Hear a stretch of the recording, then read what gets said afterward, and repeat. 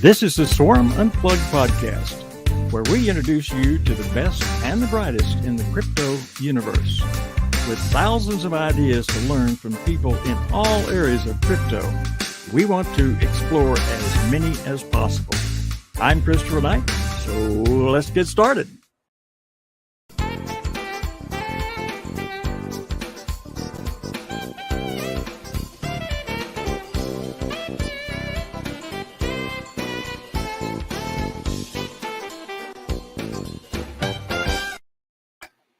Well, here we are again, Rick. Hey, welcome. I'm doing fantastic. How about yourself? Yeah, not too bad. We're off to another great start here.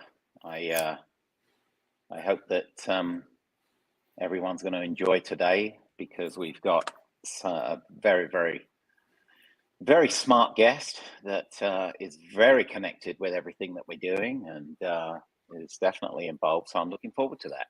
But smart is an understatement. I mean, he's deeply involved in humanitarian work. He's a distinguished author, very well versed in Web3, blockchain, fascinating man with tales and stories that you will not believe. And let's hope today we can get some of them. It's going to take it would take hours and hours for us to even come close to doing what we need to do. But hey, we'll do the best we can and hopefully be able to do some stuff here. So is today? Are we on the right day today? Is it Wednesday? I mean, I am so confused. I know what day it is, because it's the day after somebody's birthday. So please, don't even go there. Turned a year older yesterday. Yes, I did, and I'm glad that it wasn't publicly noted. I hate when my phone blows up, but yes, I graduated into the next phase of life. I think I'm definitely considered an old timer, but I was last year and the year before and 10 years before that. But let's not go there. We've got my mother walking around in the background. And I think she's realizing we're live. But she's in a robe. I mean, what? It's live.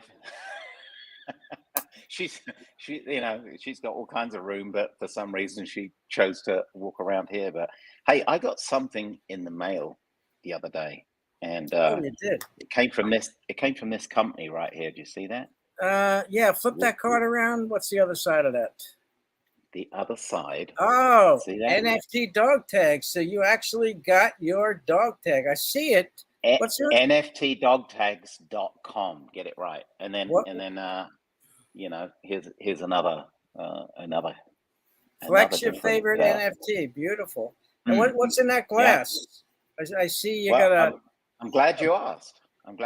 So if anybody's paying attention, we had Rogue Bunnies on recently, and of course one of the playmates, Victoria Fuller, and I got this is one of the gold bunnies, and you can see on there this dog tag right there is personalized. See that? That's actually Lisa, who is one of the bunnies that was in this collection, and this dog tag, as I say, came from these guys, NFTdogtags.com, and so cool. Now this happens to be an official glass, Playboy glass, and this is one of the keys that in the United States that you had if you were a member of the Playboy Club, and on the back it had a special serial number and everything. So that's kind of cool. But anyway, wow. That's what that is. That's not just the Playboy bunny. That is a Rogue Playboy bunny gold series, one of a kind, limited edition, and there's, I believe, only 13 of them. And you just snipe that and a couple of the blondes up. So you're looking pretty. Yeah. Well, what's really cool is this dog tag. I was so psyched to get that. So there's a certain person by the name of Cindy Scherer that I think I'll give you a little bit of credit, but I'm going to give her most of the credit. So yeah. So Rick, Yes. I wanna bring somebody else on because you're after your birthday, you're looking too old, and I want to bring somebody young on that we can relate to here and give us an education. So, what do you think? Should we Well, bring our guest? hang on, youngster. I'm old enough to be Okay. your dad, so cut the crap All out. right, sorry. I Little apologize. respect, please. Yes, sir. All right, without further ado, let's bring on Karim, who we are blessed to have here today and super excited to hear from him. Karim, how are you? Welcome. In the words Great. of Chris Knight, welcome. Jambo from Kenya. Rick, belated happy birthday. Wishing you many happy returns. Tony, Thank you. congratulations on that dog tag. Looks really cool. Thank you. Yeah, Mhm. I'm going to enjoy having that around. But, Right. so, Karim, we Yep. are so excited to have you, and there is so many people that are already aware of your incredible works and some of the things that you've done and where you've been, and which is such a long list. We certainly don't have anywhere near the time or the bandwidth to be able to cover your history, because it's just immense, and it's very wide and very deep. But what I'd like to do is ask you how you got to where you did and how long ago that was, and kind of an overview, maybe a shortened version of some of the stuff that you've done. And I know Rick's going to have a bunch of questions for you, so I'm probably just going to be the fly on the wall on this one. All right. Okay. Well, I was born and grew up in Africa, in Kenya, and then immigrated to Canada. Went to the University of Waterloo to study engineering, and then found my way at the University of Illinois. Worked on my PhD in engineering there. That led to California, where I did some work on designing bridge software and the like. Got into software sales of all things, doing stuff, trying to sell software on voice over IP and what have voice over IP video on demand. Internet bubble burst. We had 9/11. I found myself doing some humanitarian assistance work, looking at risk management, seismic risk management. That took me to Central Asia. Next thing I know is I'm in London doing some research on poverty alleviation for civil society organizations. That led to Syria. I was in the Middle East for about a good 7-8 years. And then civil war broke out there. Found myself back in Europe and France doing some work on education strategy. And then found myself back in Nairobi trying to take a break. And I met up with Layla, who's been a childhood sweetheart, and we decided to get married, and then so moved back to Kenya, and I've been doing some work in e-commerce and the like, and then found my way to the Bees. So here I am. You have been all over the place, and in the midst of doing all that, you I believe you have like family businesses and all kinds of stuff. So you've been doing just a tremendous amount of traveling and done all kinds of stuff. So as I said before, it's interesting. You started off with bridge building software, because back in London, I was with the Royal Engineers, which that is bridge building. So I was very much exposed to not the software side of it, but the physical side of bridge building. And of course, we were one of those guys that would go in first, build the bridges, so all the platoons and everything could get over. So very much frontline stuff, but interesting. Yeah. Tony, after they built it and they got all the brigade and all the people over it with their tanks, you were the one that actually blew it up so nobody can follow. It's funny you say that, because that's exactly what we did have to do in some cases. So or have them booby trapped or whatever, and there was some interesting stuff there. But we're not here to talk about me. We're here to talk about Karim. So Rick, give us some great questions, because I know you got some. I'm very intrigued and in awe with the publication that you put out earlier last month, the BeesSocial University DAO and Web3 Economy. How long did it take you to put that together? And can you give us a little glimpse of I think a lot of people are very confused, more so with what is Web3. They have a basic understanding, I think, of a DAO, and it's some sort of a organizational structure. But tell us a little bit about, the big differences between Web 2 and Web 3.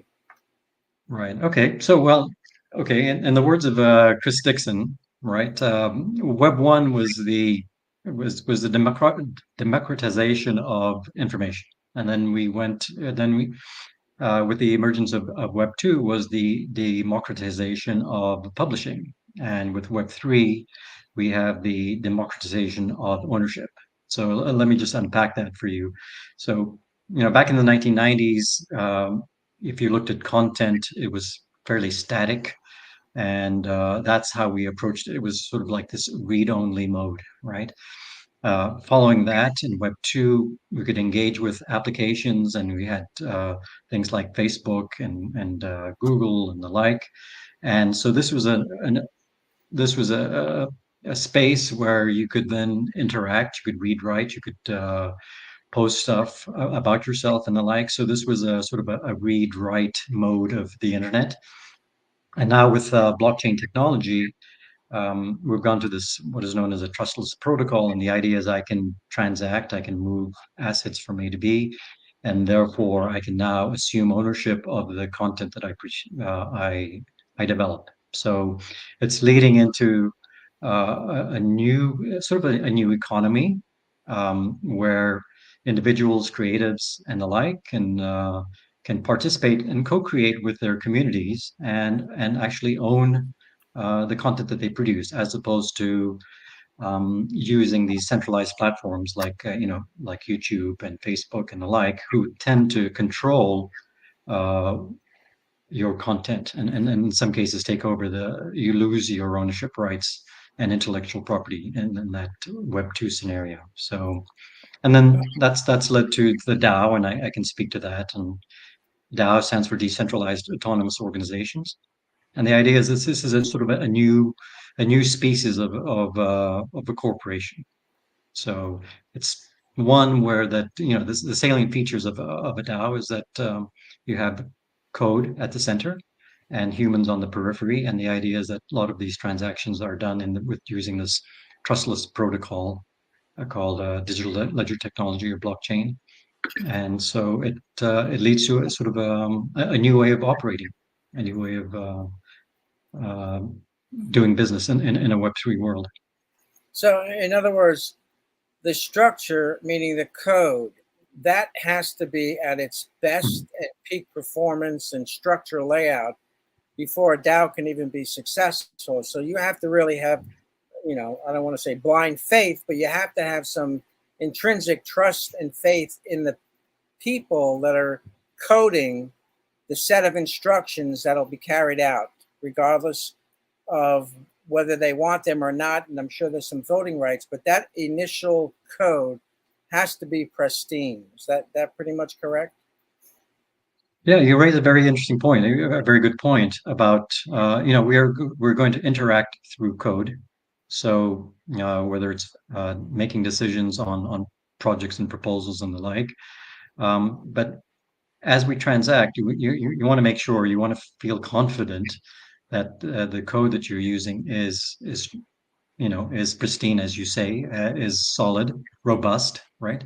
And so it comes down to who coded it and what was the thought behind that, and are there features in which will allow you to adapt and yet maintain that integrity of the code and how you want to operate.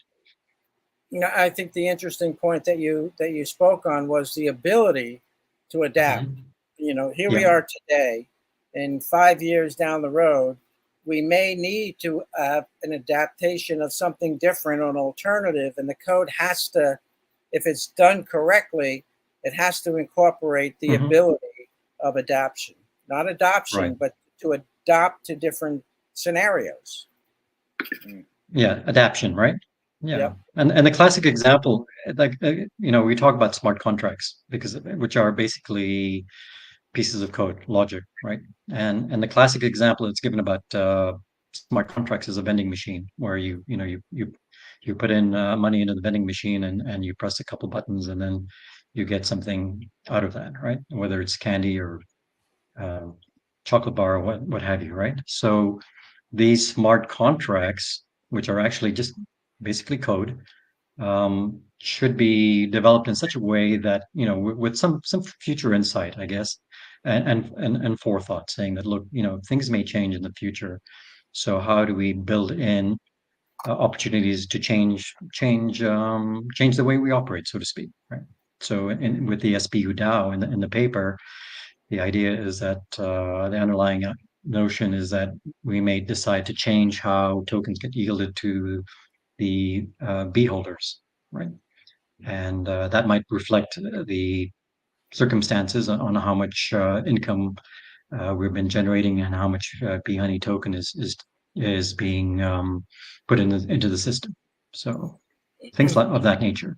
So the variables are what we're looking at as far as what could be changed, but not the fact that someday we say we don't want to do this anymore. It has to run its course. If it's a 1 year or a 2 year execution of this set of procedures, that's what's written in stone, correct? Kind of, yeah. I think, and I'm not a developer. I haven't developed smart contracts per se, so I can't really speak to that. But the idea is that it's based on the fundamental principles of coding, and once you put a contract into place, particularly on the Ethereum blockchain, then that is it, right? And what was it, in 2015 we had this issue with the DAO, where somebody was able to take advantage of a feature, if you want to call it that. It's called a DAO hack, and what ended up happening was they actually forked the whole chain, right? They created a Ethereum, so you have the Ethereum Classic, and now you have the Ethereum that we have today, which we tend to use. And so that was a case where something went wrong, right? And they actually did a hard fork. But hopefully that things like that don't happen. We learn from our mistakes and therefore try to build robust systems. Excellent. And a good way to do that is try to simulate what can happen, what will happen in the future, and plan for the future. I imagine that would take a lot of manpower, forethought, and a group effort to try and think of the best and the worst. Yeah, I think so. I haven't been privy to that, but I would imagine so, based on just the little experience I've had. Well, I do have to commend you. It's an excellent article. I hear that you've been put to task on another article. Can you give us a little insight of what that new article could look like or what it's about? Yeah, well, I'm a member of the NFTCR. This is this token curated registry. It's a group within the SBU DAO that is responsible for working on the operations of ensuring that the DAO runs, right, the day-to-day operations. And my role is to contribute through developing some content and the like. So I'm writing articles. This first one was about the SBU DAO, the Web3 economy, and the next one that I'm going to write on relates to trust, right? Money, notions of money, notions of trust, and now that we have this blockchain protocol, right? That is a trustless protocol. Does it mean that trust has gone away, or is it? Are we placing our trust in the code and the developers that produce that code? So it's about that.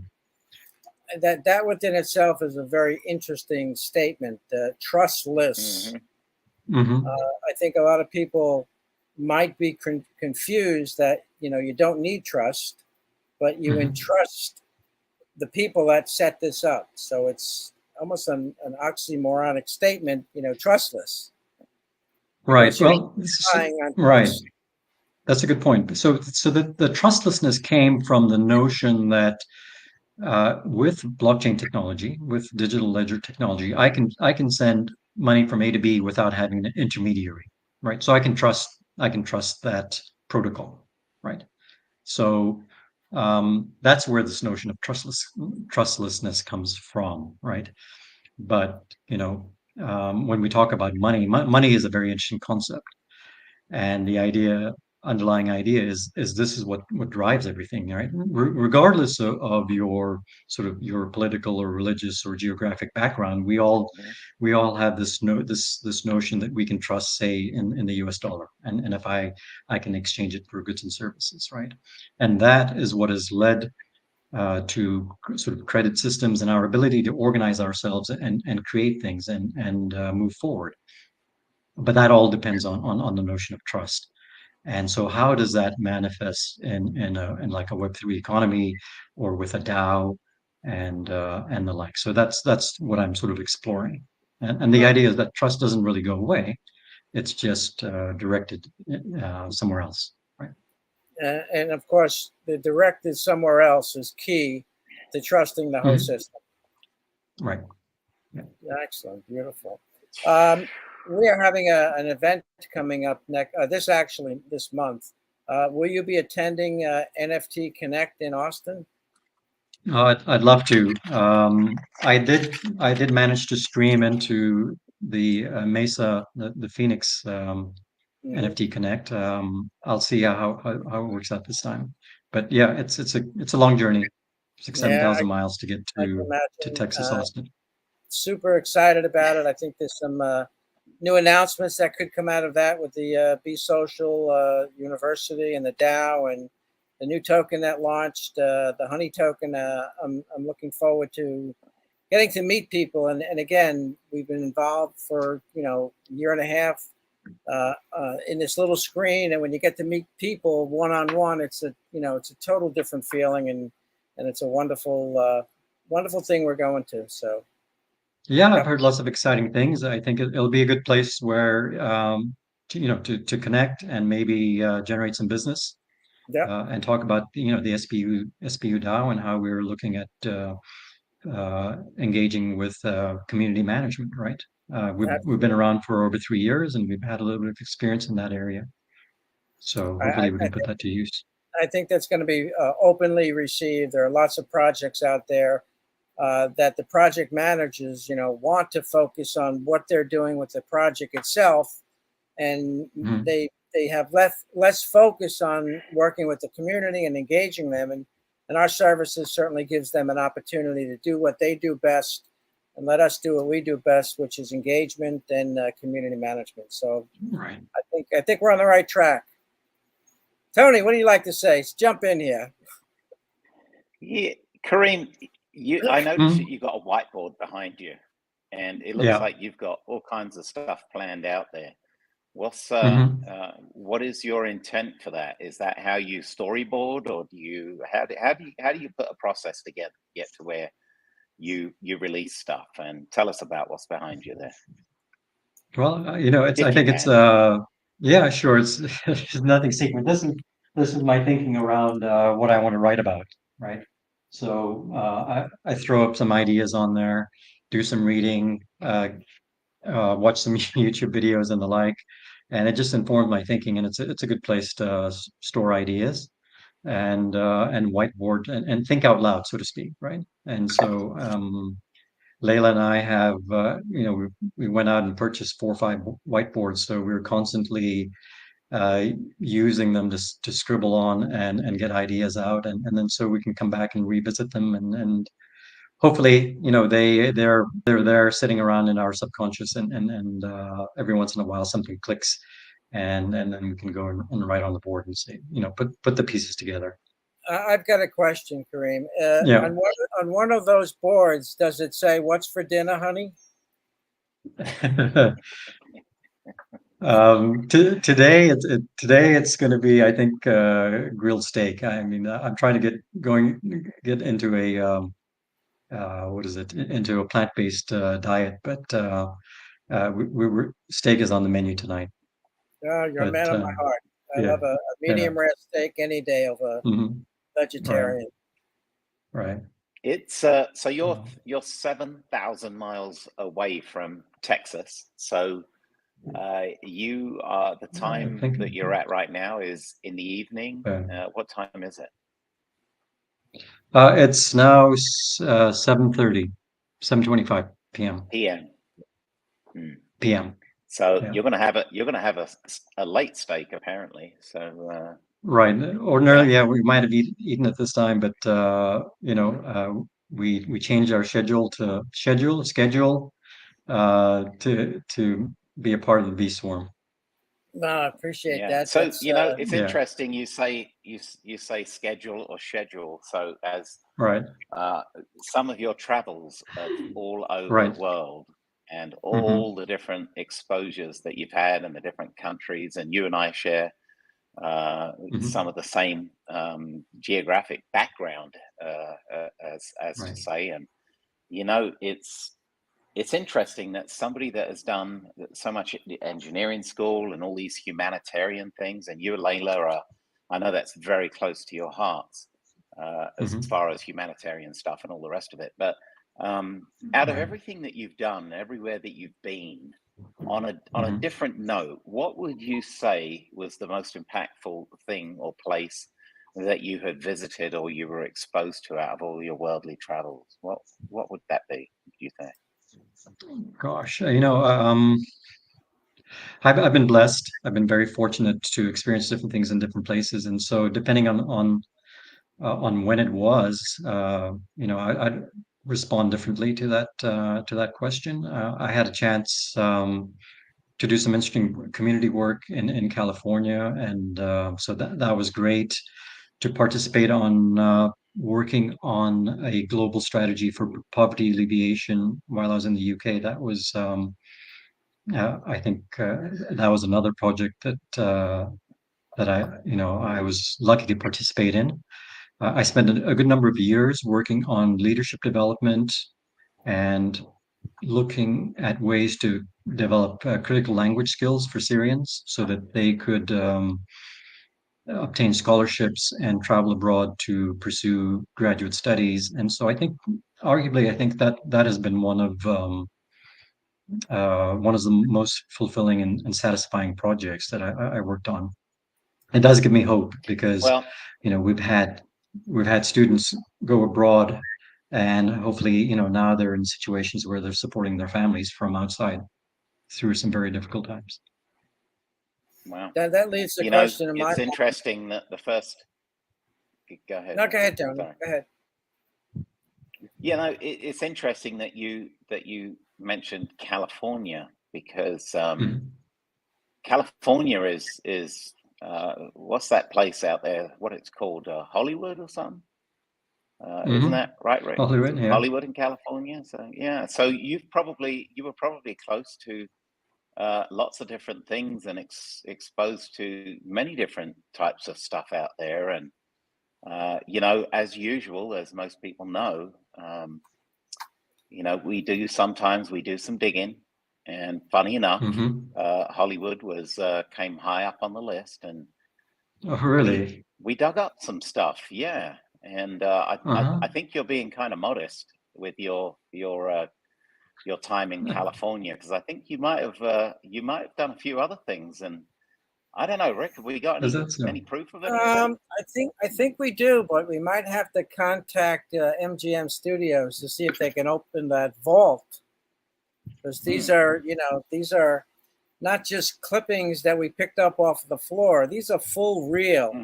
So let me see if I can dial into that, and fasten your seatbelt, and let's get ready to rock and roll.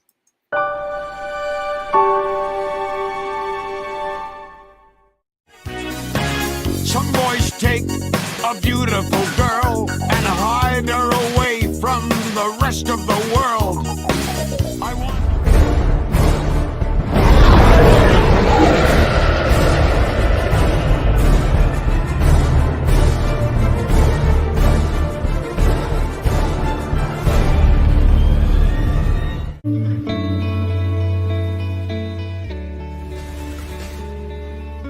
Imagine what it's like.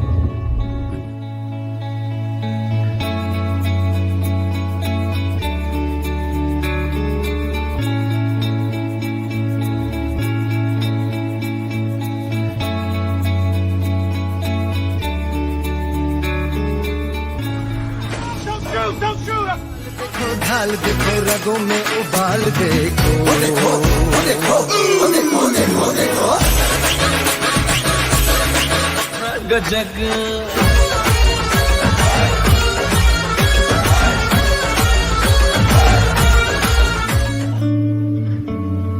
We make them fresh every time with real.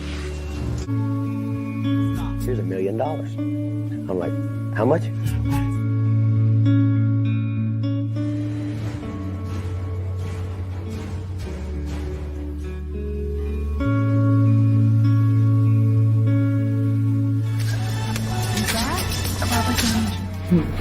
Yeah.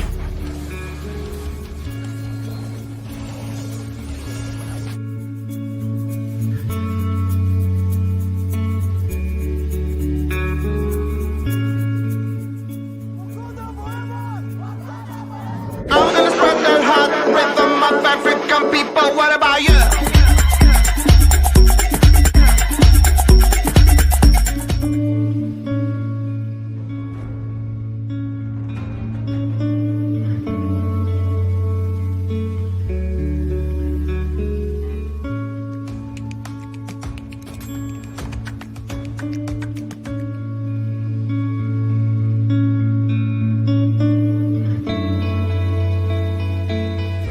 Yes, Skyby. Do you trust me? Yes.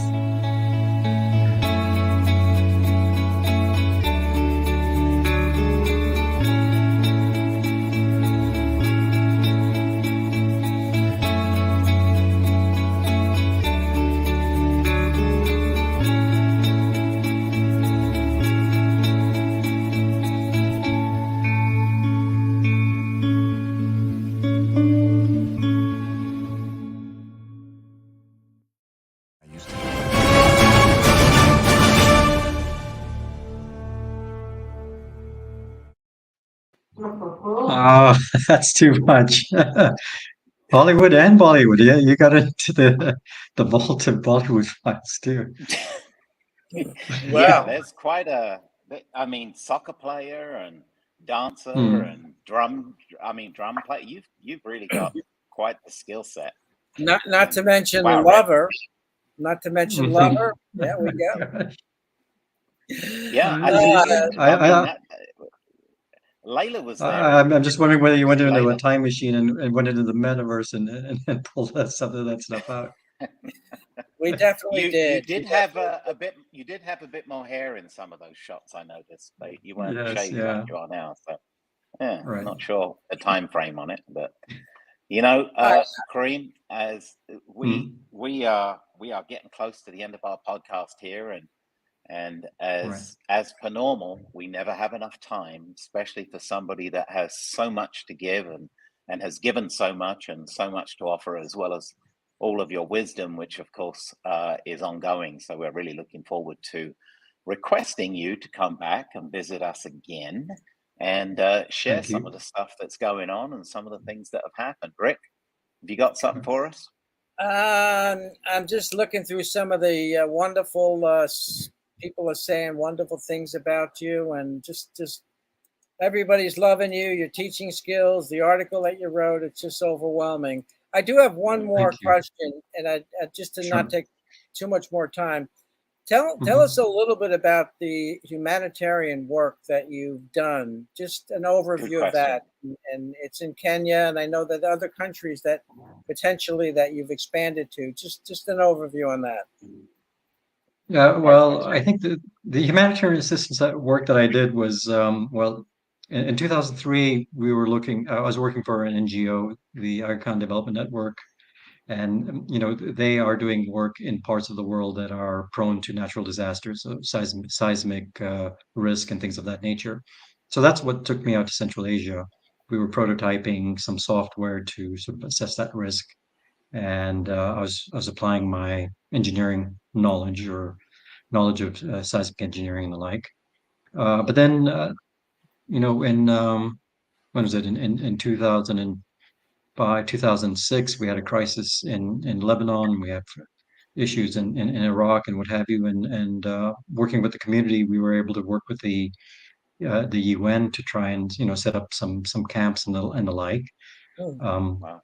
But most of my work has been with sort of civil society organizations looking at aspects of social governance and how do we, you know, how do we fill in the gaps where the government is kind of falling short, right? So civil society organizations are in this sort of this third sector, right? Not the private sector, not the government sector, but that space in between, and looking to see how we can improve the quality of life and how do we use our Wow. time and knowledge to make things happen on economic front, education, social welfare, youth, women's empowerment, and the like.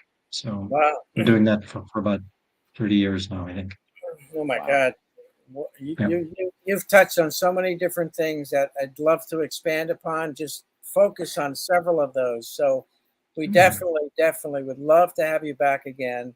We try to keep All right. these, not longer than 35, 38 minutes, and we're right on target. And as Okay. Tony would say, is there any last bit of information that you'd like to leave with all of our viewers and comment, or where are we going, with our group, the Be Social community? What do you see happening in the next 3 to 5 years?